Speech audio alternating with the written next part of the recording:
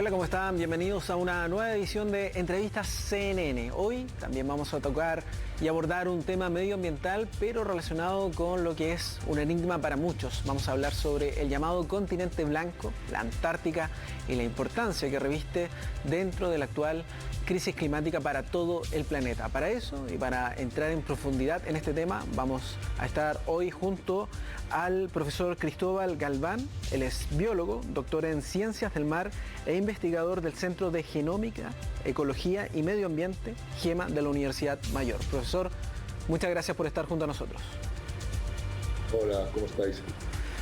Profesor, primero que todo, bueno, se piensa en la Antártica como este continente algo inhóspito, muy frío por lo demás, pero en realidad, en términos científicos, está lleno de vida y de mucho que nos podría aportar dentro del actual contexto del cambio climático. ¿Cuál es la relevancia que deberíamos darle a la Antártica? A ver, la Antártica tiene una característica que es como, yo siempre digo en los círculos de investigadores antárticos, como mi postura es que la Antártica es como el termómetro de la salud del planeta. Entonces, cuando el planeta está mal, uno de los sitios donde se empiezan a ver los síntomas más rápido es en la Antártica. Entonces sirve eso como termómetro, es como un lienzo en blanco donde nosotros con nuestro desarrollo hemos ido dejando diferentes manchas. Entonces queda reflejado ahí y es donde además los cambios son más aparentes en escalas más cortas de tiempo. Y en ese sentido, profesor, bueno, ha sido uno de los continentes que, como usted bien ha señalado, ha sido el primero en evidenciar el aumento de la temperatura a nivel global. ¿Desde cuándo se ha comenzado a registrar esta actividad y qué consecuencias va teniendo, por ejemplo, en el océano? A ver, ahí no solo ha sido la Antártica, también ha sido el Ártico. Pensemos que los polos tienen características similares, entre comillas, ¿no? Pero digamos que el tema de la Antártica y lo que se ha visto, por ejemplo, en estas recientes noticias que se están viendo de la desaparición del hielo y del aumento de esa desaparición del hielo, de la velocidad,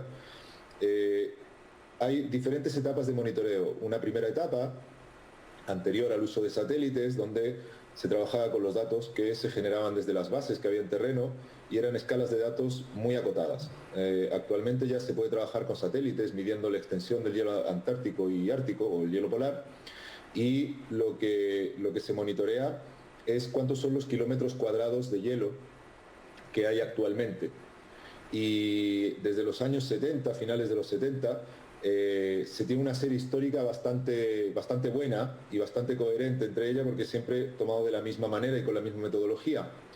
Y lo que se ha visto es que el mínimo histórico, si no recuerdo mal, fue en el 2017, y que este año, en febrero, tocamos otro mínimo. Lo que pasa que son datos preliminares, pero parece que sigue bajando la extensión de hielo marino por debajo, si no recuerdo mal, de los 2 millones de kilómetros cuadrados.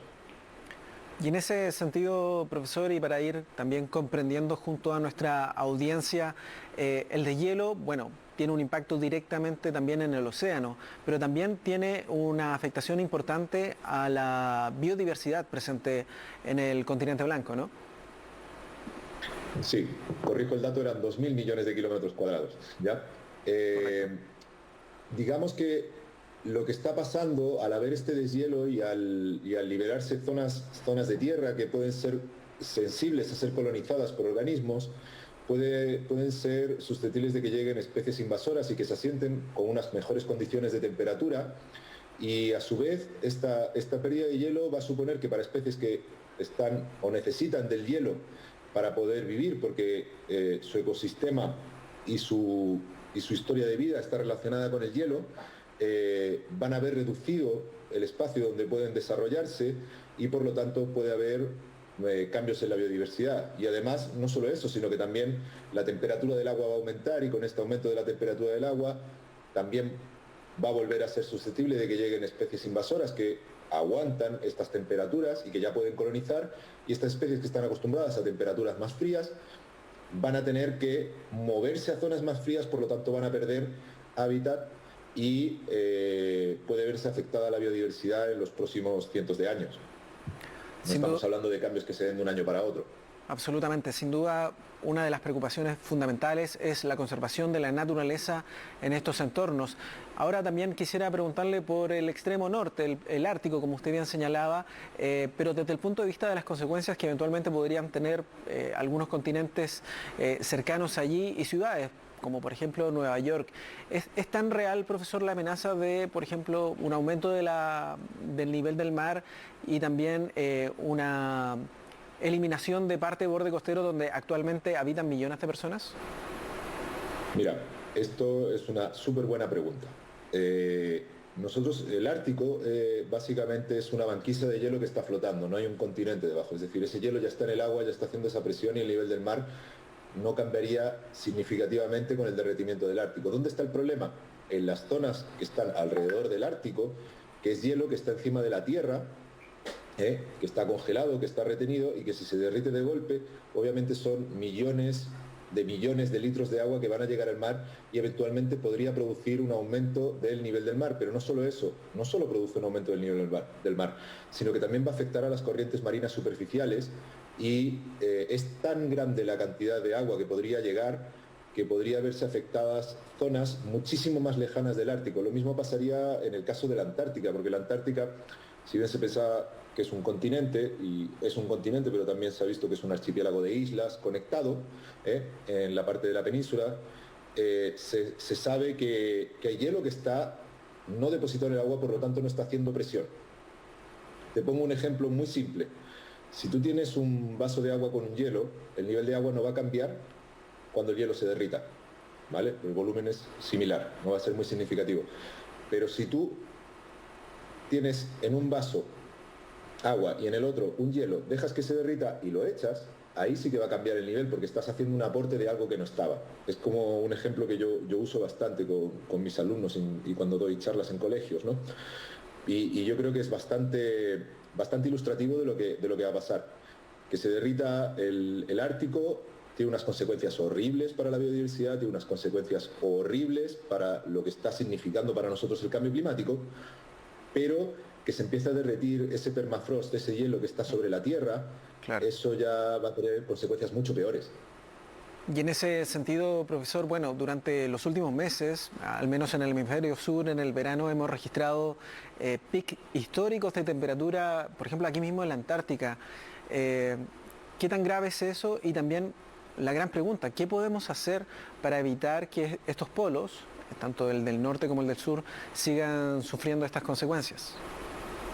A ver, a corto plazo no se puede hacer gran cosa, ¿ya? Porque es un cambio en las emisiones, implica una limitación del aumento de las temperaturas y ya al nivel al que estamos, ya lo que tenemos que hacernos es limitar nuestras emisiones, adaptarnos y mitigar los efectos que va a tener. Porque además son ecosistemas que son tremendamente resilientes, pero cuando ya empieza a ocurrir un proceso de ese nivel tan grande, es muy difícil de frenar. Entonces tú lo que tienes que hacer es no seguir acelerándolo, que ese es el problema en el que estamos ahora. Y en ese sentido, profesor, ¿hay eventualmente algún tipo de consecuencias en el corto plazo para nuestro país? Por ejemplo, el territorio en el sur. O sea, las consecuencias que ya estamos viendo es la pérdida de los glaciares. Por ejemplo, nosotros cuando vamos a Antártica, ahora estuvimos recién en Glaciar Unión, en una base que no es permanente, que se monta a 79 grados sur, al interior del continente, nosotros previamente siempre hacíamos un entrenamiento con el ejército de alta montaña. Y cada vez, por ejemplo, que íbamos a hacer estos entrenamientos en Portillo, el primer año hubo algo de nieve, este año no hubo nada de nieve. Y también la parte de entrenamiento en glaciares, cada vez hay que ir más en altura para poder llegar al glaciar para hacer tu parte del entrenamiento.